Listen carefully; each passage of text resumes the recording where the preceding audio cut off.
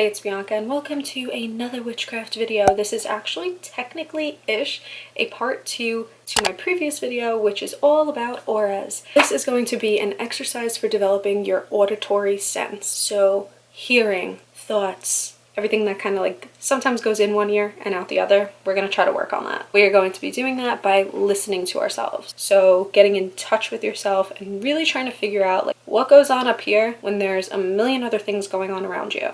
Sit comfortably and focus on the inside of your body. Are you comfortable?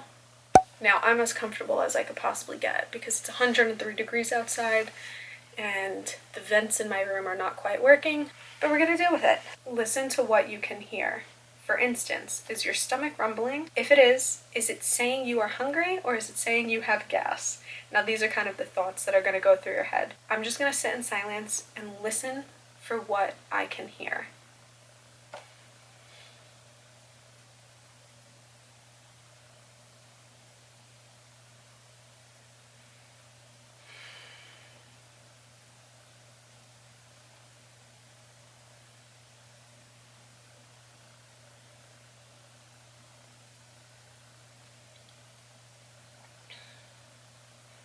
Now, these are going to be things that you guys probably will not be able to hear from my point of view. Use this as an example, but if you are doing this alongside me, definitely think and listen to your own world and just block things out. Now, for you, you have it easier because you are listening to me.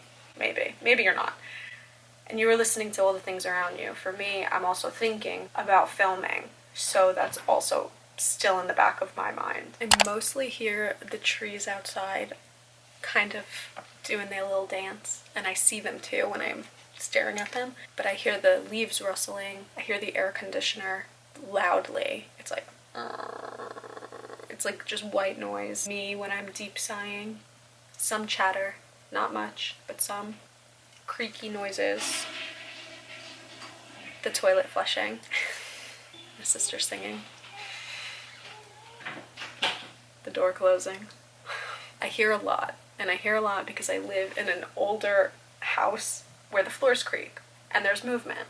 And my room is attached to the bathroom. So when people are in there, I hear things clanking around and moving, and I hear things. I am very aware of what is going on around me and what the intent of what someone is doing is happening. Random, kind of spiraling. When someone opens the door, I know which door is being opened because they all make different noises. And I find that very interesting. Footsteps, like this is a great example. If you live with people, or thinking of like who you lived with when you were a kid, you could tell whose footsteps, who was walking up the steps. Was it your dad? Was it your mom? Was it your sister, your aunt, your uncle, your grandma? Like who you lived with? Was it a guardian? You were able to tell. I know I am. That probably comes with years of just anxiety, but definitely something interesting. I'm just throwing that out there. That's not technically a part of the exercise, but it's a fun thing to note when you kind of are honing in on something super hyper-specific. Can you hear your heartbeat?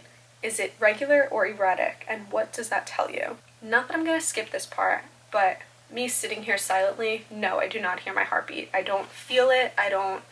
I'm very in tune with my body, but I don't hyper-focus on that aspect because meditation does frighten me. I would love to try to practice that somewhat a little bit on this channel, but it frightens me because I don't like I get freaked out by it. For me, no, I did not hear my heartbeat in that. I was just listening to the other noises around me and there was no thoughts happening, just silence. If I focus enough, I could hear, I'm sure, my heartbeat, but I hear myself breathing more than my heartbeat. Is there a ringing in your ears?